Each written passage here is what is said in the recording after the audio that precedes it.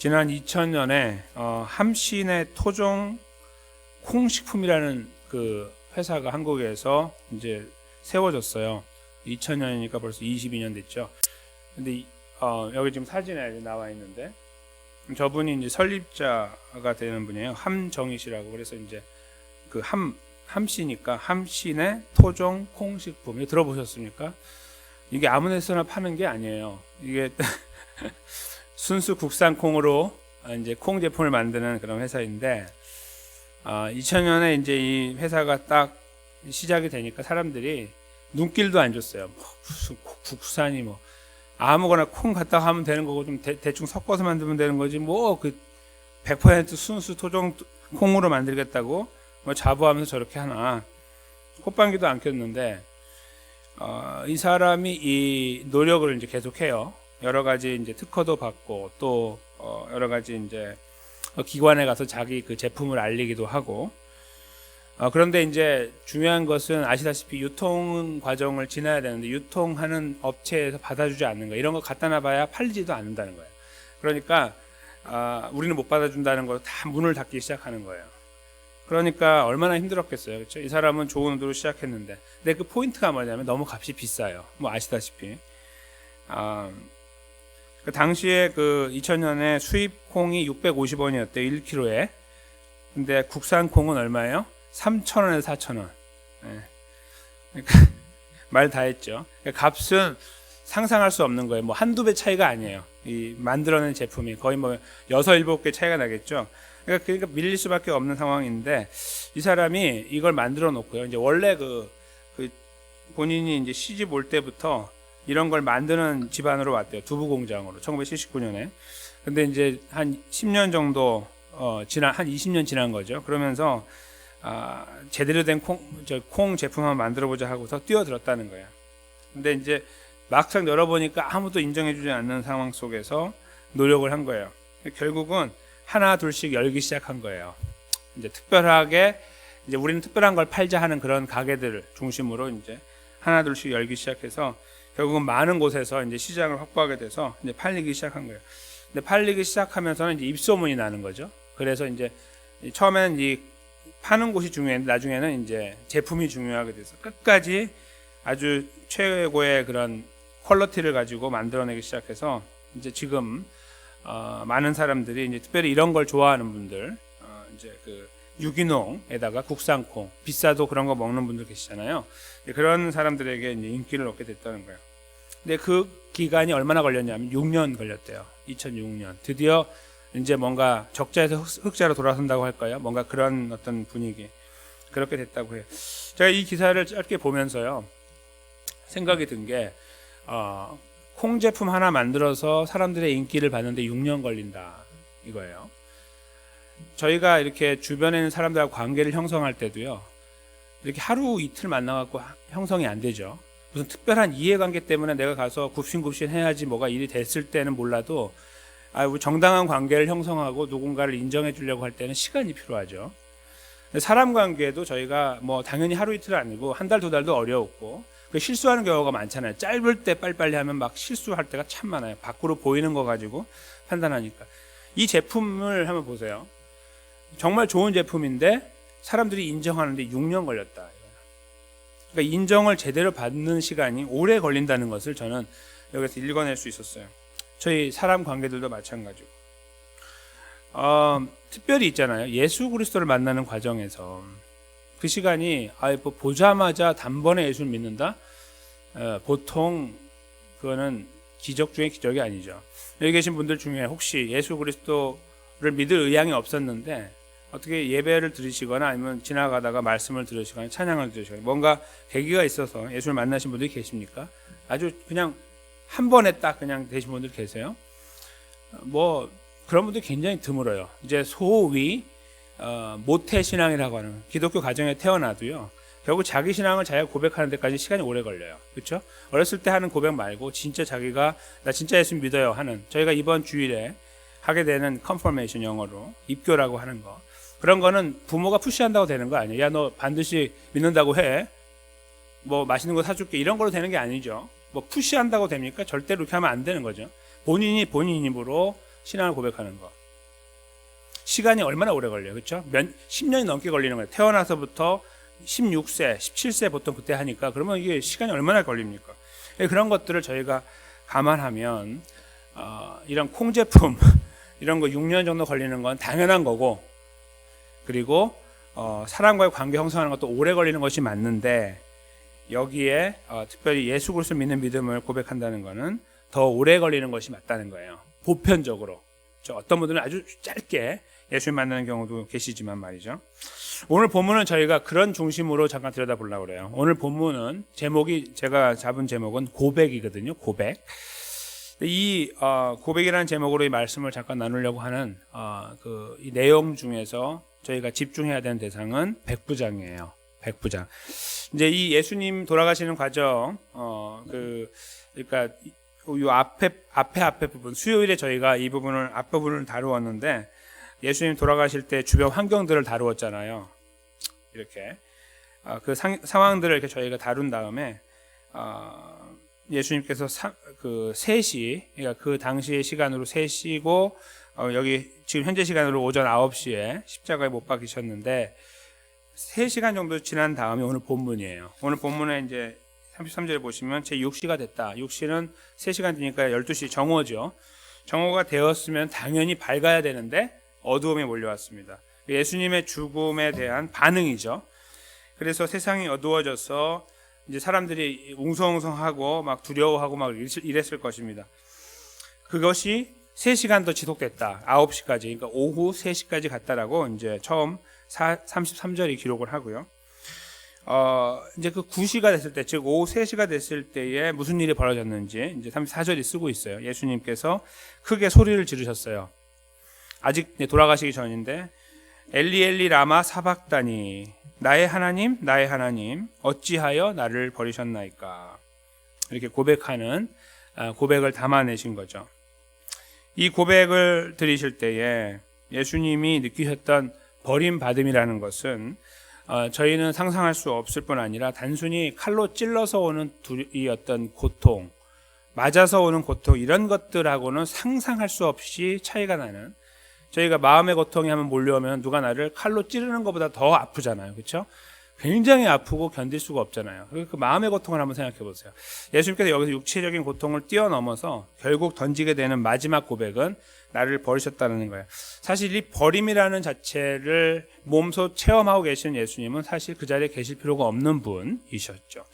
사실은 저희 모두가 이 버림받는 자리에 세워져야 되는 장본인이었습니다. 예수님께서 그 모든 죄를 걸머지셨기 때문에 이 죄가 너무 많아서 무게가 무거우니까 예수님 힘든 것이 아니라, 예수님이 이 십자가에서 이 고통을 이렇게 당하며 이렇게 고백하는 이유는 이 우리를 대표하고 있기 때문이세요. 우리를 대신하고 계시기 때문에. 그냥 너무 많은 사람, 막 수천 수억의 이 사람들이 내 어깨 위에 있으므로 무거운 게 아니라 대신한다는 자체가 무거운 거예요. 그래서 예수님은 그 고통을 이렇게 표현하고 계신 거죠. 물론 이것도 하나님께서 예수님을 향한 예언을 성취하기 위해서 예수님께서 고통 가운데 던지신 고백이기도 하십니다. 그랬더니 해프닝이 벌어졌죠. 옆에 있는 사람들이 야, 엘리야를 부르네? 이렇게 완전히 무슨 코미디를 보는 것 같이 이 예수님의 그 이야기를 제대로 알아듣지도 못하는 사람들, 엘리 라마 사막다니 당연히 그들이 알아들어야 되는 말인데 못 알아듣고서 엘리야를 부른다. 이건 아마 둘 중에 하나겠죠. 하나는 진짜 못 알아들은 거고, 또 하나는 장난치는 거고. 돌아가신 예수님 아무것도 남은 소망이 없잖아요. 다 그냥 끝나가니까 지금, 그렇죠? 그런 상황 속에 어차피 이제 모든 게 끝났다고 여기는 사람들의 그냥 푸념 뭐 이런 것들, 그런 것들이 아니었을까 생각도 들어요. 둘 중에 하나겠죠. 엘리야를 부른다 하고 하는 말이 이제 포도주를 갖다 주니까, 신포도주를, 야야 가만둬봐 엘리야가 와서 구원하는 사람 보자, 뭐 이런 이야기를 아래서 하고 있는 거예요. 예. 정말 끝까지 저희를 실망시키지 않죠. 그 무너진 모습 그대로를 잘 진행하고 있어요, 사람들이.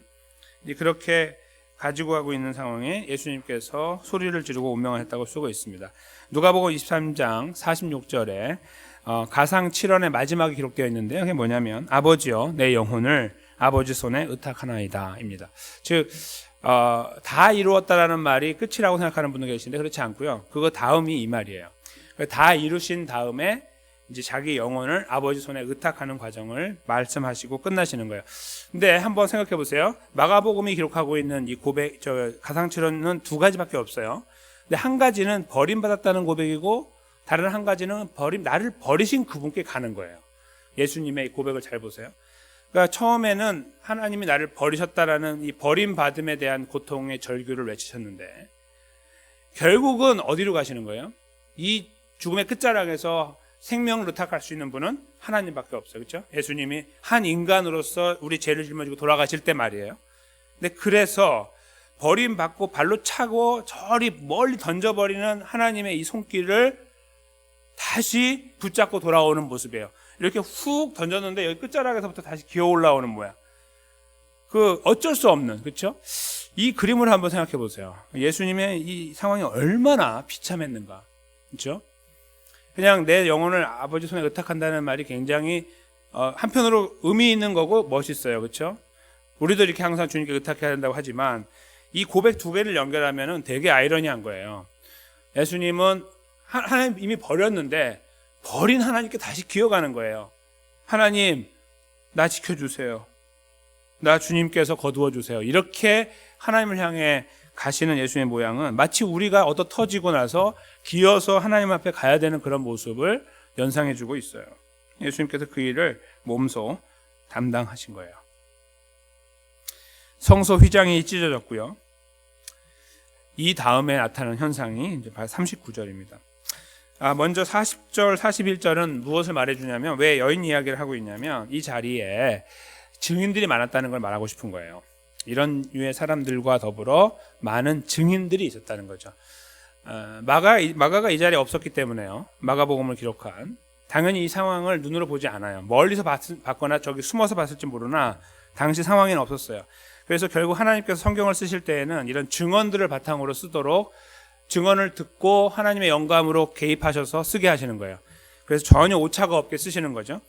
여기에서 지금 배경을 먼저 설명하는 것은 이 이야기가 몇 명 모여가지고 끄짝끄짝해서 쓴 이야기가 아니라는 거예요. 이 지금 특별히 39절에 나타난 이 놀라운 역사는 객관적인 사실이다. 내가 만약에 증인을 데려오라면 여기 이런 사람들 3명을 쓰고 있죠. 이런 사람 말고 더 있다. 이렇게 함으로써 이 이야기가 정확한 이야기라는 것을 먼저 배경으로 두는 거예요. 물론 후에 있지만 제가 먼저 말씀을 드리는 거예요. 그러면 그 39절이 도대체 무엇인데요? 한번 보실까요? 예수를 향하여 섰던 백부장이죠. 이 전체를 지휘하는 100명의 부하를 거느린 사람이에요. 로마 사람이죠. 그렇게 운명하심을 보고 가로되 이 사람은 진실로 하나님의 아들이었도다 하더라. 예수님을 인정한 거예요. 하나님의 아들로. 당시에 로마의 그 사람들이 이제 황제를 대하고 이렇게 황제시여 이렇게 하는 말의 다른 표현이 뭐냐면 신의 아들이여 이런 말이에요. 디비 필리우스라고 하는 표현인데요. 이게 이제 신의 아들이라는 뜻이에요. 근데 자기네들끼리 쓰는 거예요. 그러니까 황제가 딱 지나가면 신의 아들이시여. 막 이런 식으로 이제 높이는 거죠. 그 용어 자체가 별로 이렇게 낯선 용어가 아니에요. 근데 이 백부장이 그 용어를 쓰고 있어서 그냥 하나님 믿는 건 아니고 그냥 그렇게 예수님 믿는 건 아니고 그렇게 말하는 거겠지라고 생각할 수도 있어요. 그런데 마가복음을 제가 들여다보면 이 고백은 진정한 고백이라는 걸 알게 돼요. 무슨 고백이에요? 예수 그리스도가 진짜 하나님의 아들이다. 나는 이 말을 하는 순간에요. 백부장은 자기의 운명이 갈리는 거예요. 누가 이야기를 듣고 백부장을 고소하면 이 사람은 끝나는 거예요. 어디 감히 죄수, 그것도 다른 민족의 죄수가 십자가에 죽고 있는 저 더러운 존재하고 로마 황제하고 바꾸냐 이거죠.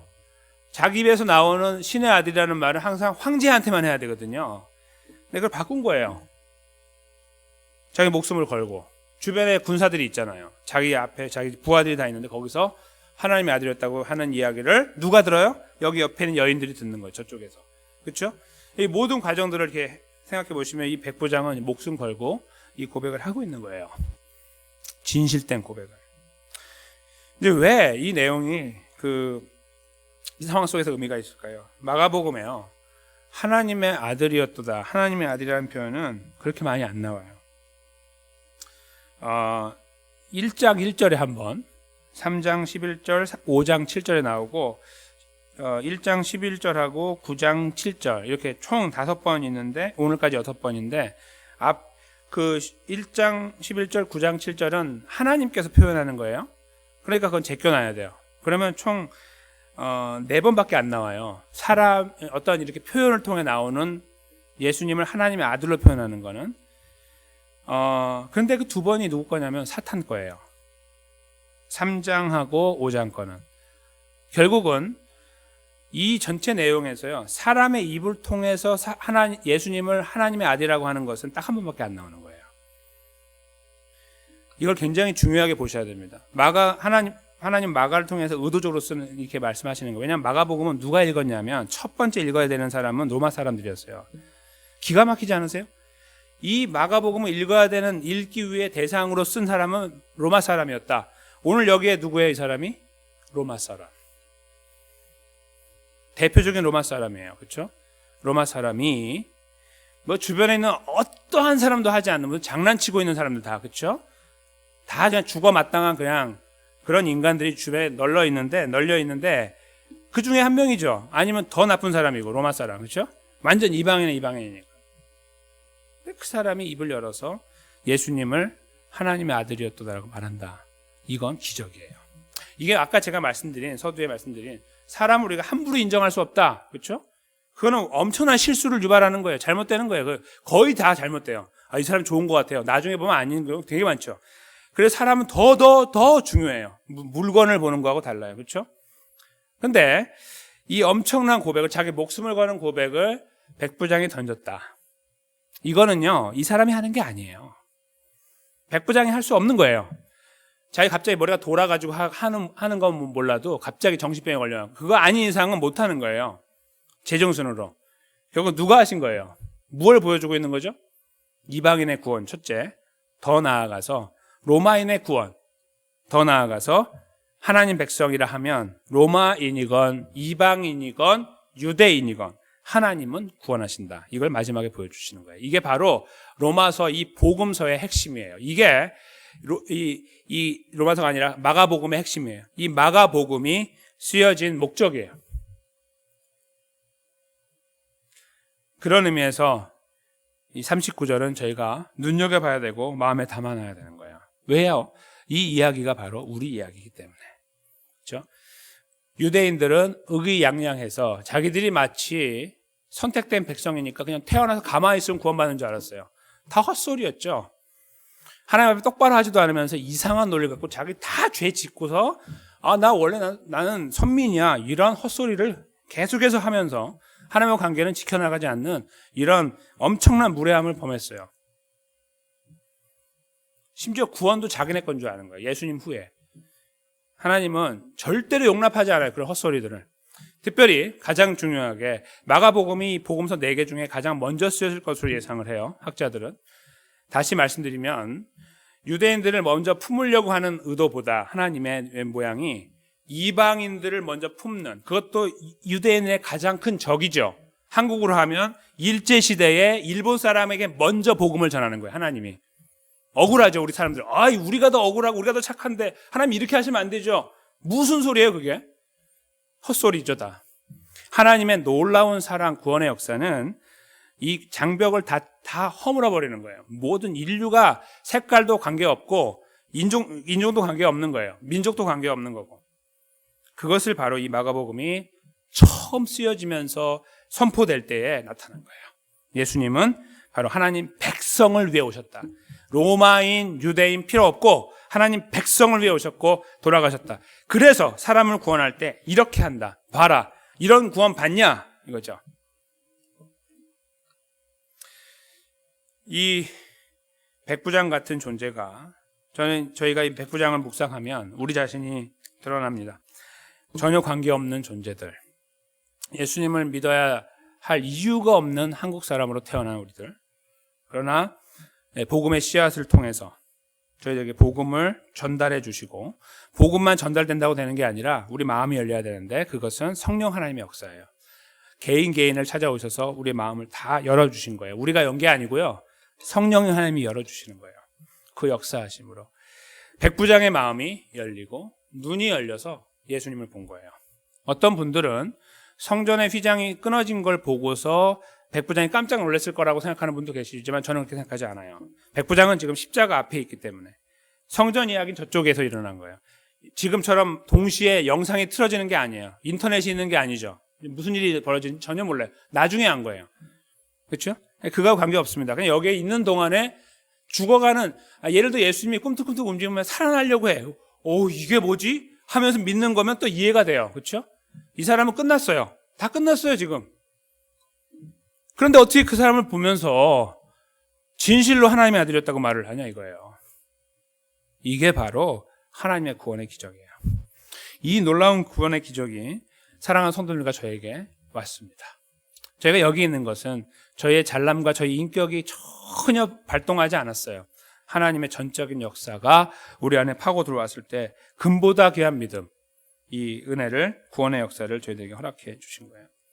이 십자가의 사건은 그러므로 저희들에게 은혜를 나타내주고 있습니다. 그저 예수님의 십자가에 돌아가심, 찢기심, 버림받으심, 마지막까지 기어서 예수님, 하나님의 손을 잡으려고 하는 예수님의 그런 흐름들을 보면서 마음 아파함 중요합니다. 그러나 거기에 머물면 안 된다는 거예요.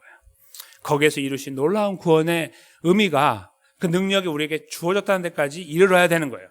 나같이 연약한 자를 품으시기 위해 이 모든 과정을 완성하신 하나님은 나에게 손을 내미시고 나를 구원의 자리에 이끄시고 세워주셨구나. 저는 여기까지, 이 대목까지 함께 가야 되는 것입니다. 그때 저희들의 마음속에 흘러넘치는 감격을 다시 한번 확인하게 됩니다. 우리 안에 그런 감격이 생기십니까? 우리가 외치고 있는 구원, 감사하다고 이렇게 입으로 나오고 있는 이 고백에 더 많은 무게를 실어드리고 싶지 않으십니까? 왜요? 백부장은 우리를 보여주고 있기 때문에. 어쩌면 우리는 대한민국 사람들이기 때문에 훨씬 더 연결고리가 없는 그런 사람이기 때문에. 그리고 더 나아가서 우리의 삶은 지금도 부족하고 연약하고 초라하고 주님 앞에서 여전히 주님을 배반하고 돌아서는 그런 모습으로 살아가고 있는 존재이기 때문에 말이죠. 사랑하는 성도 여러분, 저희가 주님 앞에 문제를 가지고 기도할 수 있는 이유는요, 내가 예수님 믿으니까 라고 쉽게 말할 수 있지만 그렇지 않고요, 더 깊이 본다면 이런 과정을 저희가 이해할 때 하나님 앞에 완전히 엎드리게 되는 거예요. 이 놀라운 과정들이 보일 때 그냥 예수님 이게 아니라 이 과정들을 보면서 우리가 구원받았다는 사실을 기억해낼 때에 우리는 그냥 납작 엎드리게 되는 거예요. 왜요? 우리를 기적으로 살리신 하나님 앞에 어떤 거를 가지고 가지 못하겠습니까? 세상에 어떤 무거운 문제를 가지고 가지 못하겠어요. 거기밖에 없는 거예요. 어디도 갈 필요가 없는 거예요. 하나님밖에 없는 거예요. 그렇죠? 그래서 저희가 이 고난주간 마지막 새벽 예배 때 바로 이 부분에 분명하게 서기 원합니다. 삶의 무겁고 힘든 일들조차도 왜 하나님 앞에 가져가야 되냐면 바로 이 이유 때문이에요. 이렇게 나를 사랑하시고 이 놀라운 사랑의 역사로 나를 품으시고 구원하여 주신 것이 나를 향한 하나님의 구원의 역사였기 때문입니다. 바로 예수님의 십자가의 죽으심의 의미였기 때문입니다.